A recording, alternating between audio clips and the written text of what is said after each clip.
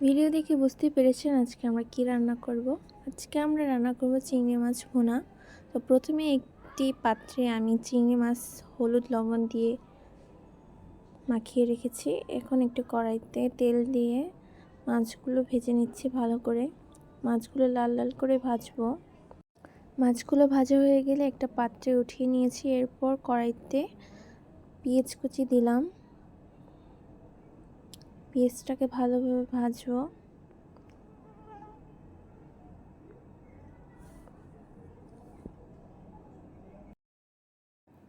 পেঁয়াজটাকে হালকা লাল লাল করে ভেজে নিব।